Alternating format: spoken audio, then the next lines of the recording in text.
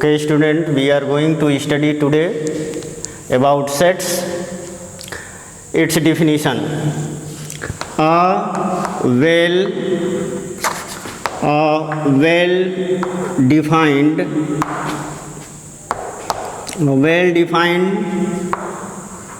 collection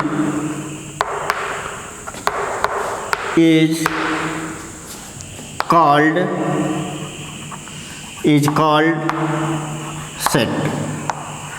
Well-defined collection means the collection which have two main things. First, all the members of the collection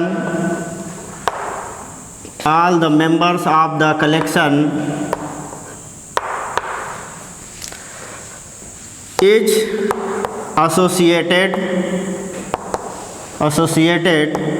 by a single common property.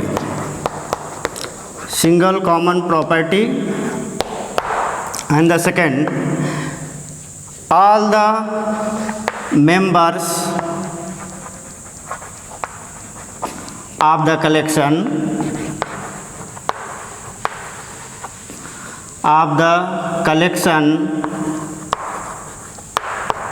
are different to each other.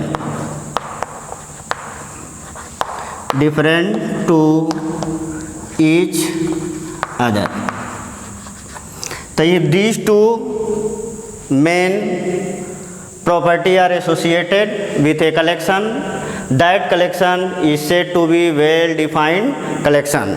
Now I am repeating again. Well-defined collection means in the collection all the members of the collection is associated by a single common property, and all the members of the collection are different to each other. Let us take an example.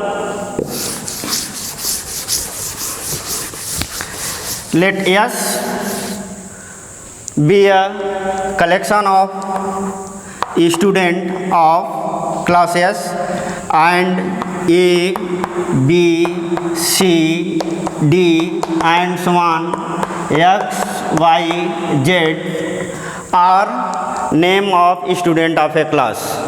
What we are seeing here, if you take A or B or C or D or X or Y or Z, all these will be student of class S, means all these elements are associated with a single property, that they are student of class S. In spite of this, these students A, B, C, D and so on, X, Y, Z are different to each other. But if you take collection of chairs, buffalo, cats, pen, pencil, etc., that will not be a well-defined collection, because those elements are not associated with a common property in spite of being different to each other.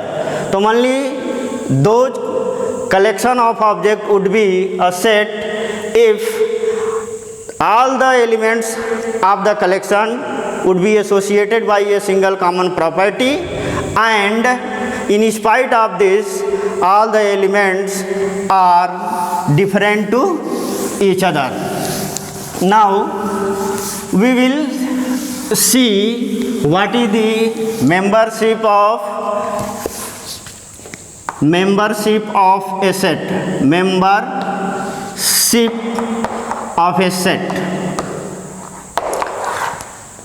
Let A be a set which elements are 1, 2, 3, 4 and 5.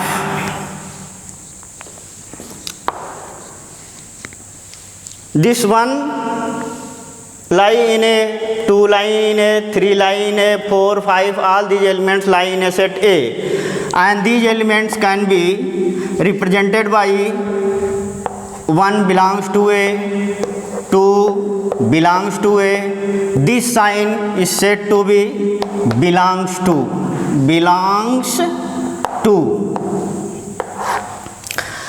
And if you take 6 is not in this set, so you can write here 6 is not belongs to A. So this sign represent not belongs to. Now the set is a collection of objects, and this collection is based on number. So we can classify the entire set into two categories. The first one is finite set. What is finite set? A collection of objects which elements can be counted. For example, let us take a set A, which elements are A, B, C, D, and so on, X, Y, Z. If you see this A, B, C, D, X, Y, Z, all these elements are different to each other, and this can be counted. There are total 26 elements, 26 letters in English alphabet. So this number of elements of this set can be counted. Therefore, it is called the finite set. But if the set of element which contains infinite number of elements, that is the elements of the set cannot be counted, is called the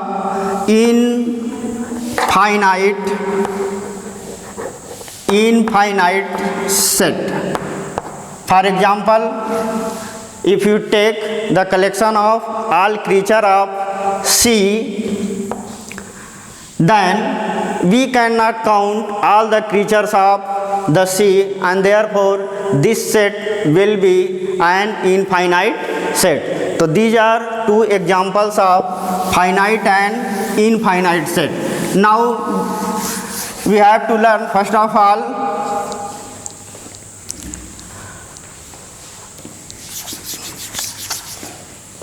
representation of set. Representation of set. A set can be represented by three ways. First is description method.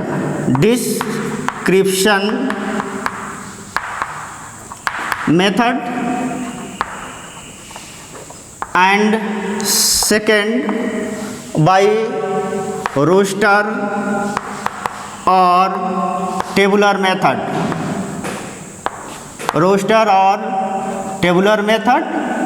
And the third one by set builder form. In the description method, we describe the collection only in the words. In the roster form or in tabular method, we can represent all the elements of the set in a curly braces separated by comma, and in set builder form we use the property by which all the elements of collection are represented. Now for this we can tell set of natural numbers.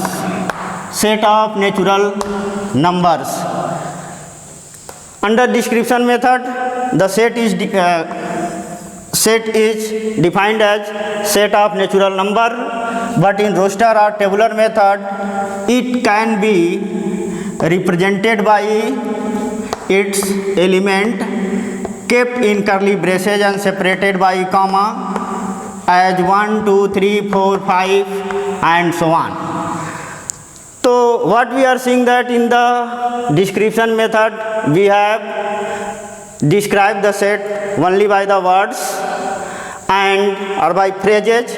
And the roster or tabular method, we have represented the set by putting elements in curly braces and separated by commas. Now in set builder form, we use the property, and property is collection of those x such that x is a natural number. So what we are seeing here, this is read as collection of those x such that x is a natural number. So what we have seen in these three methods, in the first method we can describe by words to represent the set. By this method we can represent all the different elements of the set. And in the third method we have to use only common property of the set by which all the elements are associated. So in these three ways we can represent sets. Now we will study further two other types of sets.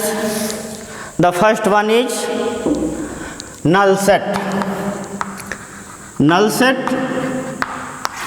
it is a set which has no any element at all. It has no elements at all. For example, if you are going to form Lady President of India before 1985, then we will have no elements at all in this, and therefore this set will be a null set. The null set will be represented by these curly braces or by Greek letter phi. Now the second set is singleton set. Singleton set, this is a specific set which have only one element. For example, this have only one element. Only one element. For example, if you take the collection of Lady President of India, now you will have only one name, Pratibha Devi Singh Patil. Therefore, this set have only one element, and this can be represented by other way, putting one element. This is also a singleton set. This is singleton set. This is also a singleton set. So in this way we can represent the singleton set. By this we can represent the null set. Now we will have to study about cardinal number of the set. It is very simple. The cardinal number of a set, cardinal number of a set. Cardinal number of a set is, it is the number of element of sets. So all the different elements of a set, it called the cardinal number. For example, if you take a set A, and this is a set of vowels of English alphabet A, E, O, U. A, E, O, U, and I also. A, E, O, U, I. These are 5 vowels of English alphabet. Vowels of English alphabet. This set contains only 5 elements. Therefore, cardinal number of set NA is equal to 5. In this way, we represent the cardinal number of a set. Now, the rest things we have to study is equal set and equivalent set, and that is based on the cardinal number. Now equivalent set, if two sets A and B A has element 1, 2, 3, 4, 5, and B has element A, B, C, D, E. Both the sets have the same number of elements, but their elements are different, and these sets are called the equivalent set. Now, equal set. Equal set, it is also based on cardinal number. Let A be a set 1, 2, 3, 4, 5, 6, and B be another set, collection of those x such that x is a first 6 natural number. If you see both the set, it is written in the set builder form, and this is written in the roster form. Elements of both the set are same, and the number of elements of both the set are same. Therefore, these two sets are said to be equal set, and we can write A equal to B. So there is a major difference in the equal set and equivalent set is, in equivalent set number of elements या cardinal number of both the set would be same, but in equal set number of element as well as the elements of both the set would be same.